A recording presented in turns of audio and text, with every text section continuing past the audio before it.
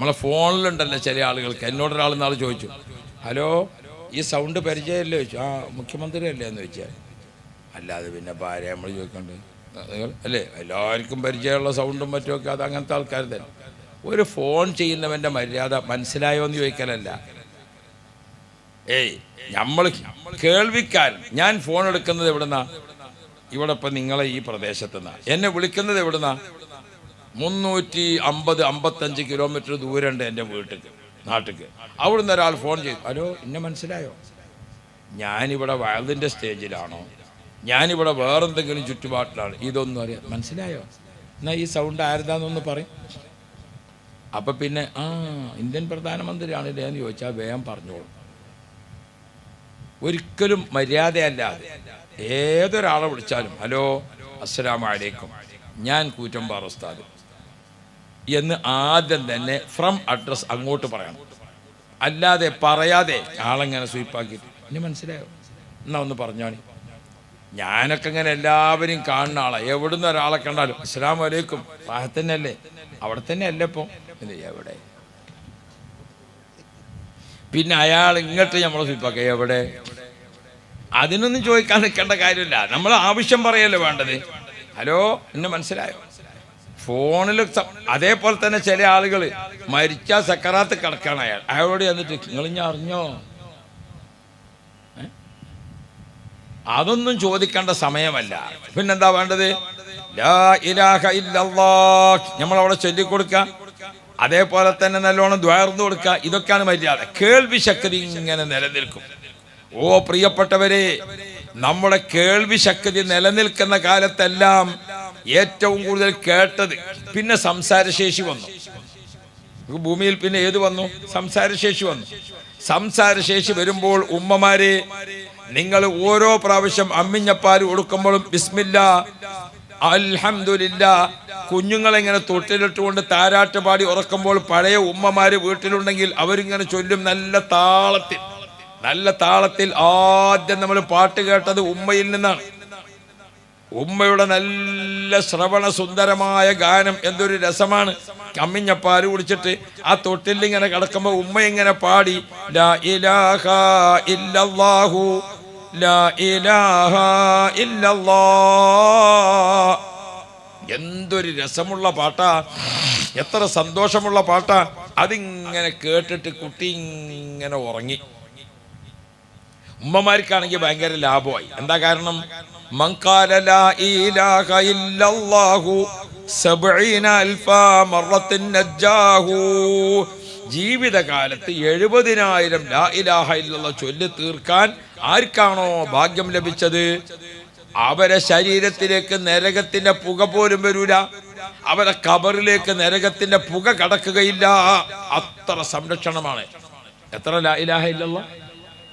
70,000 ലാ ഇലാഹ ഇല്ലല്ലാഹ്. മഹാന്മാരൊക്കെ നിങ്ങൾ നോക്കണം.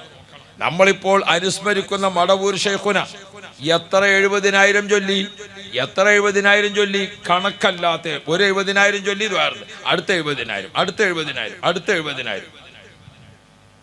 അല്ലാ, അവരുടെ മുരീദുണ്ടായിരുന്നു അടുത്ത കാലത്ത് വഫാത്തായ ബഹുമാനപ്പെട്ട കളന്തോട് അബ്ദുൽ കരീം മുസ്ലിയാർ. ഞാനും അദ്ദേഹവും 10 പ്രാവശ്യം ഒരുമിച്ച് ഹജ്ജിന് പോയിട്ടുണ്ട്. കഅബ ശരീഫിനെ നോക്കിക്കൊണ്ട് ലാ ഇലാഹ ഇല്ലല്ലാഹ് ലാ ഇലാഹ ഇല്ലല്ലാഹ് 70 പ്രാവശ്യം 70,000 ചൊല്ലി. ഒരു 70,000 ചൊല്ലി, പിന്നെ 70,000, അത് ചൊല്ലി, പിന്നെ 70,000, പിന്നെ 70,000. അങ്ങനെ എത്ര 70,000? 70,000. യാ റബ്ബ്. ബഹുമാനപ്പെട്ട ദാരിമി ഉസ്താദ് ഇ.കെ. മുഹമ്മദ് ദാരിമി, അല്ലാഹു ദറജ ഏറ്റിക്കൊടുക്കുമാറാവട്ടെ. ആ കുടുംബം തന്നെ ദിക്റിന്റെ ആളുകളാണ്. അവരുടെ വാപ്പ കുമർ ഹാജി, ദാരിമി ഉസ്താദിന്റെ അനുജൻ ഹുസൈൻ മുസ്ലിയാർ, അവരുടെ അനുജൻ ബാബ മുസ്ലിയാർ, ഒക്കെ ദിക്റിന്റെ ആൾക്കാർ. എങ്ങനെ ദിക്റ്? നമ്മളെ മാതിരി 10 ചെല്ലുന്ന പതിവല്ല. അവരെ ദിക്റിലൊന്നും ഏതില്ല, 33, 11 ഒന്നുമില്ല. ഒക്കെ 313 മണി തുടങ്ങുന്നതിൻ്റെ ഉള്ളു. പടച്ചോനെ, ദിക്റ് ചൊല്ലിയാൽ മടുപ്പില്ലാത്ത ആളുകൾ എത്ര ചൊല്ലി അവരൊക്കെ. നമ്മളിപ്പോ അതിന് ചെല്ലലുണ്ടോ? നമ്മൾ മരിച്ചാൻ കാത്തേക്ക് ആരെങ്കിലും ചൊല്ലിക്കോളും വിചാരിച്ചിട്ട്. ഇവിടെ കണ്ടോ? അത് മരണ വീട്ടിലിങ്ങനെ മുത്താലിമ്യങ്ങളും എല്ലാവരും വന്നിട്ട് ഒരു 70,000 ചെല്ലൽ ഇവിടെ ഉണ്ടോ? ഇവർ ചെല്ലുമെന്ന് വിചാരിച്ചിട്ട് കാത്തു നിൽക്കേണ്ട, ജീവിതകാലത്ത് ചൊല്ലിക്കോളി. ഇപ്പം കുട്ടികളൊക്കെ ഇങ്ങനെ കാത്തിക്കാണ്, പുതിയ തലമുറയൊക്കെ. തൗബ ചെയ്യാനൊന്നും ഇപ്പോൾ ആൾക്കാരെ വിളിച്ചിട്ട് കാര്യമില്ല. എന്താ, അത് മരിച്ചാൽ ഉസ്താദ് തൗബ ചെയ്തോളും. അതേതാ തൗബ? ഉസ്താദേ, മയ്യത്തെ പള്ളിയിൽ കൊണ്ടുവന്ന് വെച്ചാൽ നമ്മുടെ നാട്ടിലൊക്കെ ഉസ്താദ്മാർക്കൊരു തൗബ ഉണ്ട്. ഇവിടെയൊക്കെ അല്ലേ അത് നല്ലത് തന്നെയാണ്, ഞാനും ചെയ്യാറുണ്ട്, വേണ്ടത് തന്നെയാണ്, നല്ല കാര്യമാണ്, നല്ല സമയമാണ്. അപ്പോൾ നസീഹത്തിന് 10 മിനിറ്റിന്. അപ്പം എന്താ പറഞ്ഞത്, നമ്മുടെ മുമ്പിലിരിക്കുന്ന ഈ ജനാസ ഇത് നമ്മുടെ പിലാക്കൊമ്പത്തെ ചേക്കുട്ടി എന്ന ആളുടേതാണ്. ഇദ്ദേഹം നമ്മുടെ നാട്ടിൽ ഈസ്റ്റ് വെസ്റ്റ് നടന്നിരുന്ന ആളാണ്. ഇയാൾ നമ്മളുമായിട്ട് അത്രയധികം ബന്ധപ്പെട്ട് നിന്നതാണ്. ഇയാളുമായി ആർക്കെങ്കിലും പൊരുത്തപ്പെടാത്ത വാക്കടപാടുകൾ ഉണ്ടെങ്കിൽ അത് നമ്മളൊക്കെ അള്ളാഹിനെ വിചാരിച്ച് പുറത്തു കൊടുക്കണം. അപ്പം നമ്മളൊക്കെ മനസ്സിൽ നിന്ന് വിട്ടു എന്ന് കരുതുക അല്ലേ. അങ്ങനെ രണ്ടാമതൊരു പാർട്ട് പറയലുണ്ട്. അതെന്താ, ഇയാളുമായി ബന്ധപ്പെട്ടുകൊണ്ട് സാമ്പത്തിക ഇടപാടുണ്ടെങ്കിൽ, ഹക്കടപാടുകൾ ഉണ്ടെങ്കിൽ അതൊക്കെ എന്താ ചെയ്യേണ്ടത്? ഒരു പള്ളിയിൽ ഇൻ്റെ മാതിരി ഒരു സാധു മൊയ്ലാർ വന്നതാണ്. അയാളവിടെ അങ്ങനെ പരിചയപ്പെട്ട് വരുന്നുള്ളൂ. അപ്പോൾ ഒരു ചെറുപ്പക്കാരൻ്റെ മുഹമ്മദ് അലി, ഓൻ്റെ വാപ്പയാണ് മരിച്ചത്. അപ്പം മയ്യത്ത് മുന്നിൽ വെച്ചിട്ട് അദ്ദേഹം പറഞ്ഞു, ഈ മരണപ്പെട്ട വാപ്പാക്ക് എന്തെങ്കിലും സാമ്പത്തിക ഇടപാടുണ്ടെങ്കിൽ മൂത്ത മകൻ മുഹമ്മദ് അലി ഉണ്ട്, അവനോട് ചോദിക്കണം എന്നോ. അപ്പം രണ്ടാമത്തെ സ്വപ്നം ഒരാൾ പറഞ്ഞു, മുഹമ്മദ് അലി അവൻ തരാനുള്ളത് തന്നാൽ മതിയെന്ന് പറഞ്ഞു. വാപ്പാൻ്റെത് പിന്നല്ലേ. ഞാൻ എല്ലാവരോടും ഓർമ്മപ്പെടുത്തുന്നത്, മുഹമ്മദ് അലിനെ കണ്ട് മരിച്ചാൽ നിൽക്കണ്ട, നമ്മളെ ഹയാത്ത് കാലത്ത് വല്ല ഖൈറും ചെയ്യാൻ വിചാരിച്ചിരിക്കണമെങ്കിൽ നമ്മൾ തന്നെ ചെയ്തോളി. മുഹമ്മദ് അലി ചെയ്തെങ്കിൽ ചെയ്ത്, മനസ്സിലായോ? ആരെങ്കിലുമൊക്കെ വന്ന് 70,000 ചെല്ലും എന്ന് വിചാരിച്ച് കാത്തു നിൽക്കാനല്ല. ഹയാത്ത് കാലത്ത്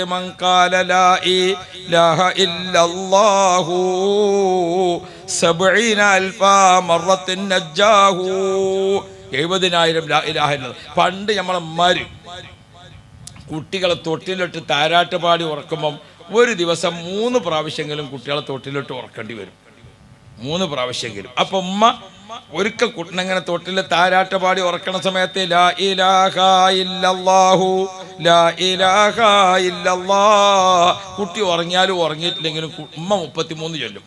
3 പ്രാവശ്യം കുട്ടിയെ തൊട്ടിലിട്ട് താരാട്ട് പാടുമ്പോൾ 100 ലാ ഇലാഹ ഇല്ലല്ലാഹ് അങ്ങനെ തന്നെ കിട്ടും. 2 കൊല്ലം 100 ചെല്ലിയാൽ എത്ര ലാ ഇലാഹ ഇല്ലല്ലാഹ് കിട്ടി? ഉമ്മാക്ക് എത്ര കിട്ടി? ഇന്ന് നമ്മളെ പുതിയ ഉമ്മമാര് താരാട്ടിങ്ങനെ പാടുമ്പോൾ എന്താണ് ചൊല്ലുന്നത് എന്ന് ഓർക്കണം. അപ്പം അവിടെയാണ് നമ്മൾ വ്യത്യാസം മനസ്സിലാക്കേണ്ടത്. ഇപ്പം നമുക്ക് കുറച്ച് വലുതായ ശേഷം കുട്ടി അനുസരണക്കേട് കാണിക്കുമ്പോൾ അപ്പം നമുക്ക് പല പ്രശ്നങ്ങളുമാണ്. ഇമാം ഷാഫി റളിയല്ലാഹു അൻഹുവിന്റെ ഉമ്മ കുട്ടിക്ക് അമ്മിഞ്ഞപ്പാൽ കൊടുത്തതുപോലെ മക്കളെ വളർത്തുമ്പോൾ ഗർഭകാലത്ത് മുതൽക്ക് ശ്രദ്ധിച്ചു പോന്നാൽ ഉമ്മ ഗർഭകാലത്ത് തന്നെ ഇങ്ങനെ ശ്രദ്ധിച്ചിങ്ങനെ പോന്നിട്ട് കുട്ടിയെ 2 കൊല്ലം വളർത്തിയാൽ ആ കുട്ടിയെ മോനെ അല്ലെങ്കിൽ മോളെ എന്ന് ഉമ്മ വിളിച്ചാൽ ആ വിളിക്ക് ഉത്തരം കുട്ടി നൽകൽ എങ്ങനെ? മോളെ എന്ന് വിളിച്ച ചുണ്ട് കൂടുമ്പോൾ ഉമ്മയുടെ കാൽക്കൽ കുട്ടി എത്തിയിട്ടുണ്ടാവും. മോനേന്ന് വിളിച്ചാൽ മുറ്റത്ത് കളിച്ചുകൊണ്ടിരിക്കുന്ന മോനെ മോനേന്ന് വിളിച്ചാൽ കുട്ടി ഓടി ഉമ്മയുടെ കാൽക്കലെത്തും. ചുണ്ട് കൂടുന്നതിന് മുമ്പ് അവിടെ എത്തും കുട്ടി. അതിനങ്ങനെ വളർത്തണം. അമ്മിഞ്ഞപ്പാൽ കൊടുക്കുന്നത് മുതൽ ഗർഭകാലം മുതൽ. നമ്മളെ കുട്ടികളെപ്പം മോനേന്ന് വിളിച്ചാൽ മോൻ അവിടുന്ന് ഏന്ന് പറയും. അതന്നെ ഓൻ്റെ സൗണ്ട് ഒന്ന് കേൾക്കാൻ അത്ര തന്നെ ഉണ്ടാവുള്ളൂ. ഇനി ഓൻ അങ്ങോട്ട് വരണമെങ്കിൽ വേറെ പറയണം. എന്നാൽ തന്നെ ഓൻ വരുമോ വരൂലേ എന്നുള്ളത് വേറെ പ്രശ്നമാണ്. ആളടയിൽ നിന്ന് മക്കളെ വിളിക്കാൻ നിൽക്കുമ്പോൾ ഒന്ന് ആലോചിച്ച് വിളിച്ചാൽ മതി. മോനെ വാപ്പ വിളിച്ചിട്ട് വന്നില്ലെങ്കിൽ ആളടയിൽ നമുക്കൊരു മോശം വരും അല്ലേ. വാപ്പ വിളിച്ചിട്ടും വരാത്ത മകനാണെന്ന് അവനൊരു ചീത്തപ്പേരും വരും. വാപ്പ വിളിച്ചിട്ടും കൂടി മകൻ വന്നിട്ടില്ല എന്നുള്ള വർത്താനൊക്കെ നമ്മുടെ നാട്ടിലങ്ങനെയാണ്. ചെറിയ സംഗതി കിട്ടിയാൽ മതിയല്ലോ അല്ലേ. ഇപ്പം എല്ലാ സംഗതി അങ്ങനെയാണ്. പണ്ടൊക്കെ നമ്മളെ നാട്ടിലൊക്കെ ഒരു ചെറിയ ചായപ്പീടി ഉണ്ടായിരുന്നു. ചായ കുടിക്കാൻ ഒരു പുട്ടും ചായയൊക്കെ കുടിച്ചുകൊണ്ട് ആ പീടിയക്കൊലയുമ്മലാണ് മന്ത്രിസഭ ഉണ്ടാക്കലും ഉള്ള മന്ത്രിസഭ തകരലും തിരഞ്ഞെടുപ്പ് നടക്കലും ജയിക്കലും ഒക്കെ. ആ പീടിയക്കൊലയിൽ ഇങ്ങനെ ഇരുന്നിട്ട് ജയം തീരുമാനിക്കും, തോൽവി തീരുമാനിക്കും. ഇപ്പം പിന്നെ അങ്ങനത്തെ ചായക്കടല്ല. ഇപ്പം മകരി ബിസ്കരിച്ചൊക്കെ ചാനലിൻ്റെ മുമ്പിൽ ഇരുന്നിട്ട് ഈ ചായക്കടയിൽ വർത്താനൊക്കെ അപ്പം അതിൻ്റെ മുമ്പിൽ ഒരു വിവരമില്ലാത്ത ആൾക്കാർ ഇങ്ങനെ പറയാം. അവിടുത്തെ സാധ്യത, ഇവിടുത്തെ സാധ്യത, മറ്റോടത്തെ സാധ്യത.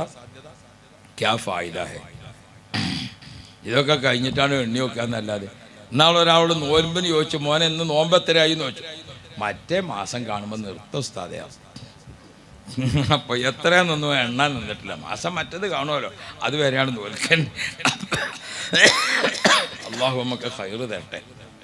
ഹബീബുന മുഹമ്മദ് മുസ്തഫ നമ്മൾ ഓർമ്മിപ്പിക്കുന്നുണ്ട്, ഹയാത്ത് കാലത്ത് ഇങ്ങനെ ദിക്ർ വർദ്ധിപ്പിച്ചു ചൊല്ലണം. 70,000 ദിക്ർ ചൊല്ലിയാൽ എത്രയാണ് ഇതിൻ്റെ പ്രതിഫലം? അപ്പോൾ എൻ്റെ പ്രിയപ്പെട്ടവരെ, അമ്മിഞ്ഞപ്പാല് കൊടുത്തുകൊണ്ട് കുട്ടി വളരുന്ന കാലത്ത് തന്നെ കുട്ടി ദിക്ർ കേട്ടുകൊണ്ട് വളരട്ടെ, ഖുർആൻ കേട്ടുകൊണ്ട് വളരട്ടെ. അത് ഗർഭാശയത്തിൽ നിന്ന് ആരംഭിച്ചുകൊണ്ട് തന്നെ തുടങ്ങും. ഭക്ഷണം, ഭക്ഷണത്തിൻ്റെ പൊതി കയ്യിൽ കിട്ടിയാൽ നല്ല റാഹത്താണ്. പിന്നെ എനിക്കും സന്തോഷമാണ്. അതും പിടിച്ചിട്ട് അധികം ഇരിക്കാൻ പറ്റില്ല. അതുകൊണ്ട് നമുക്ക് ദ്വാരക്കാൻ എളുപ്പമായി. അള്ളാഹു തആല ഖൈറ് തരട്ടെ. എന്നാൽ കൊടുക്കാം ആളുകൾക്ക്, അല്ലേ? ആ സ്ത്രീകൾക്ക് കൊടുത്തോ? അവർക്ക് ആദ്യം കൊടുക്കണം, അല്ലേ? വീട്ടിൽ നിന്ന് അവർക്ക് ആദ്യം കിട്ടി ശീലമായില്ലേ, അതുകൊണ്ട് അവർക്ക് തന്നെയാണ് ആദ്യം കൊടുക്കേണ്ടത്. നമ്മളെ ആണുങ്ങളെ വിചാരം നമുക്കാണ് ആദ്യം കിട്ടുന്നത് എന്നാ. നല്ല വിചാരം നമ്മളെ രക്ഷപ്പെടുത്തട്ടെ. അല്ലേ? പെണ്ണുങ്ങൾ രുചി നോക്കാത്ത ഒരു കറി ഇതുവരെ കിട്ടിയിട്ടുണ്ടോ?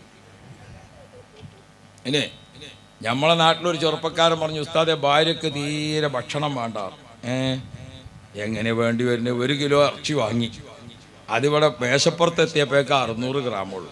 അപ്പം അതെന്താ, 100 ഉപ്പുണ്ടോ നോക്കി, 100 ഗ്രാം മുളകും മസാലയും ഒക്കെ പിടിച്ചിട്ടുണ്ടോ നോക്കി, 100 ഗ്രാം എന്തായി വേവ് ഭാഗമായിട്ടുണ്ടോ നോക്കി. 400 ഗ്രാം ഓള് നേരത്തെ കഴിക്കൽ കഴിഞ്ഞിരിക്കണം. പിന്നെ ഓക്ക് ഭക്ഷണം വേണ്ടി വരിക. ഞാൻ ഇവനോട് ചോദിച്ചു, നീ അതിന് ബേജാറായിട്ട് കാര്യമില്ല. അള്ളാഹു റബ്ബി, അത് നമ്മളെ സഹോദരിമാർക്ക് അള്ളാഹ് കൊടുത്തൊരു സൗഭാഗ്യമാണ്. അതിനെ നമ്മൾ അംഗീകരിച്ചു കൊടുക്കണം. അള്ളാഹു ഓൽക്ക് റഹ്മത്ത് ചെയ്യട്ടെ. നിങ്ങളൊരൊറ്റൊന്നൊരു ആമീൻ പറയുന്നില്ലല്ലോ. എന്തെങ്ങളെ ഭാര്യമാർ പെങ്ങന്മാരോടൊക്കെ നിങ്ങൾക്കൊരു വെറുപ്പുള്ള പോലെ. നമ്മളെ നാട്ടിലൊക്കെ വേദ പറയുമ്പോൾ അവർക്കൊക്കെ ഖൈറ് കൊടുക്കട്ടെ അറിയുമ്പോൾ എല്ലാവരും ആമീൻ പറയും. എന്തുകൊണ്ട്? ഭാര്യമാരും ഉമ്മമാരും ഓൽക്ക് ഖൈറുണ്ടെങ്കിൽ നമ്മളെ വീട്ടിലൊരു സമാധാനമുള്ളൂ, അല്ലേ? അള്ളാഹുവേ ഞങ്ങൾക്ക് എല്ലാവർക്കും നീ ഖൈറ് തരണേ അള്ളാഹ്. അത് ശരി, നിങ്ങളെ ഒഴിവാക്കിയോന്ന് വിചാരിച്ചിട്ടാണ് നിങ്ങൾ ആമീൻ പറയാതിരുന്നത്. അൽഹംദുലില്ലാ, അള്ളാഹു റഹ്മത്ത് ചെയ്യട്ടെ. ഹബീബുന മുഹമ്മദ് മുസ്തഫ. ഇരിക്കുന്ന ആളുകൾ എവിടേക്കും നോക്കേണ്ടതുമില്ല, അനങ്ങേണ്ടതുമില്ല. ഭക്ഷണത്തിൻ്റെ പൊതി നിങ്ങളെ കയ്യിൽ കിട്ടും, എല്ലാവർക്കും കിട്ടും. എന്തേ മക്കളെ, രണ്ടാളും ഒരു റൂട്ടിൽ തന്നെ പോകുന്നു, ഒന്നൊരു ഭാഗത്തും പോന്നുകൂടായിരുന്നില്ലേ? ഇവരിങ്ങോട്ടാണ് പോകുന്നത് നിങ്ങൾ അറിഞ്ഞിട്ടില്ല, അല്ലേ? അതാ ആയിക്കോട്ടെ, നിങ്ങൾ എത്തിയതിടത്ത് നിങ്ങൾ കൊടുത്തോളി. എല്ലാവർക്കും ഭക്ഷണത്തിൻ്റെ പൊതി കിട്ടും, ഉറപ്പാണ്. അഥവാ കിട്ടിയിട്ടില്ലെങ്കിൽ അടുത്ത ബറാത്തിന് നന്നാക്കി ഓതുക. അല്ലാതെ നമ്മൾ കുറ്റപ്പെടുത്തിയിട്ടല്ല. ബറാത്തിൻ്റെ അന്ന് ഉറങ്ങിപ്പോയിട്ട് പിന്നെ ഇപ്പം ഭക്ഷണം കിട്ടാത്തതിന് പറഞ്ഞിട്ടല്ല, നേർച്ച ഭക്ഷണമാണ്. മടവൂർ ശൈഖുനയുടെ പേരിലും ബഹുമാനപ്പെട്ട ജാഫർ തങ്ങളുടെ പേരിലുള്ള നേർച്ച ഭക്ഷണം ഒരു ഔഷധമാണ്, അതൊരു മരുന്നാണ്. ബിസ്മി ചൊല്ലി അല്പമായി അൽഹംദുലില്ലാ ചൊല്ലി അള്ളാഹുവിനോട് ഖൈറിനെ തേടിക്കൊണ്ട് കഴിക്കുക. അപ്പം അത് ഔഷധമായി വരും. അള്ളാഹുവിനെ കബൂലാക്കണേ അള്ളാഹ്. ഈ ഭക്ഷണം കൊടുക്കുന്നതിന് വേണ്ടി മാംസം നൽകിയവർ, അതേപോലെ തന്നെ അരി നൽകിയവർ, അതിന് സഹായിച്ചവർ, അത് കഷ്ടപ്പെട്ട് പാകം ചെയ്തവർ, എല്ലാവർക്കും നീ റഹ്മത്ത് കൊടുക്കണേ അല്ലാ. എല്ലാവർക്കും നീ ബർക്കത്ത് കൊടുക്കണേ അല്ലാ. അൽഹംദുലില്ലാ, അൽഹംദുലില്ലാ. ഇവിടെ ഒരു പാത്രം മുഴുവനോടെ വെച്ച് പോയിട്ടുണ്ട്. ഞങ്ങൾക്ക് രണ്ടാക്കുവാണോ എന്നറിയില്ല. നമ്മൾ രണ്ടാളെല്ലാം ഇപ്പോൾ സ്റ്റേജിലുള്ളൂ, അല്ലേ? ചിലപ്പോൾ നമുക്ക് രണ്ടുപേർക്കും ആയിരിക്കും. അള്ളാഹു തആല ഖൈറും ബർക്കത്തും തരട്ടെ. കിട്ടിയില്ല എല്ലാവർക്കും? കാര്യമായ സംഗതി പറയുമ്പോൾ നിങ്ങൾ ചോറിലായാലേ, പണ്ടൊരാൾ വയലിന് വന്നിരുന്ന് തിരിച്ചു പോകുമ്പോൾ അദ്ദേഹത്തോട് ചോദിച്ചു, എങ്ങനെയുണ്ട് ഇന്നത്തെ വയലെന്ന് ചോദിച്ചു. ഇന്ന് വയല് കുറവാണ്, കാര്യമായിട്ട് ദുആയാണ്. അപ്പം എന്താ, അയാൾ വരുന്നിരുന്നപ്പോൾ ഉറങ്ങാൻ തുടങ്ങിയത്. അപ്പോൾ തുടക്കത്തിലെ ദുആ, പിന്നെ പോകുമ്പോഴാണ് എഴുന്നേറ്റ്, അപ്പോൾ ഒടുക്കത്തിലെ ദുആ. ഇന്ന് വയല് കുറവാണ്, ഒക്കെ ദുആ തന്നെയാണ്. ഇങ്ങനെയൊക്കെ വയല് കേൾക്കുന്ന കൂട്ടത്തിൽ ആളുകളുണ്ടാവും. അല്ലാഹു തആല ഖൈറ് തരട്ടെ. ഹബീബുന മുഹമ്മദ് മുസ്തഫ സ്വല്ലല്ലാഹു അലൈഹി വസല്ലം. നല്ല മോനെ, അള്ളാഹു ഖൈറ് കൊടുക്കട്ടെ. ഓനക്ക് നമുക്ക് തരാൻ തോന്നിയാലോ, അല്ലേ? അതല്ലേ കുട്ടികളെ സന്തോഷം. അൽഹംദുലില്ലാ. അപ്പം കഴിഞ്ഞില്ല മക്കളെ, വേഗം കൊടുക്ക്.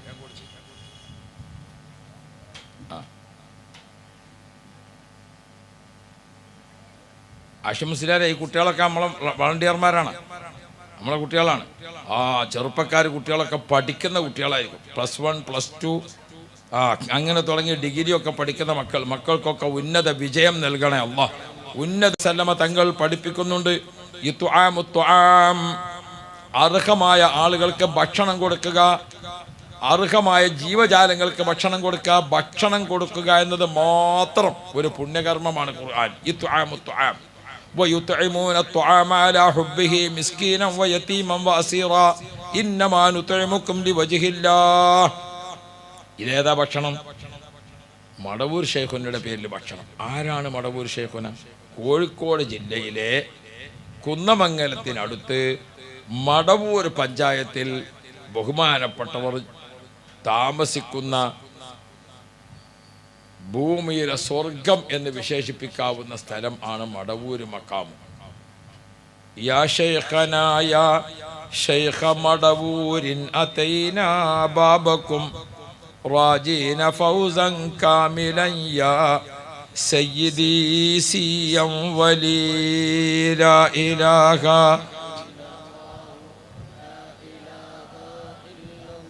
അല്ലാഹ് ലാ ഇലാഹ كنت قد أخفيت أمرك أولا ثم انتشر منك أنوار الولاية سيدي سيا ولي لا إله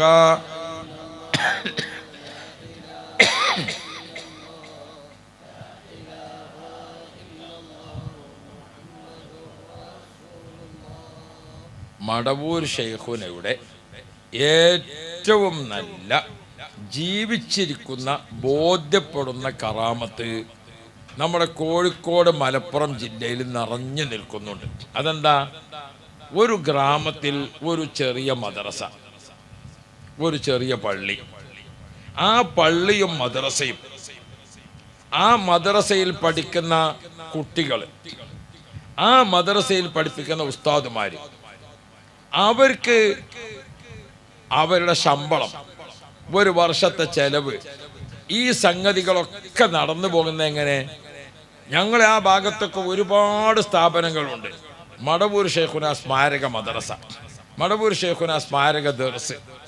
ഒരു കൊല്ലത്തിൽ മടവൂർ ശൈഖുനയുടെ ഒരു ആണ്ട് കഴിക്കും. ആ ആണ്ടോട് കൂടെ ഒരു കൊല്ലത്തെ നടത്തിപ്പിനുള്ള ശമ്പളം, ഒരു കൊല്ലത്തെ നടത്തിപ്പിനുള്ള വരുമാനം ഒക്കെ അവിടെ കിട്ടിയിട്ടുണ്ടാവും. എത്ര സ്ഥാപനങ്ങൾ അങ്ങനെ നടക്കുന്നു എന്നറിയും. മരണാനന്തരവും ആ സ്ഥാപനം നിലനിർത്തുന്നത് അവരെന്നെയാണ്.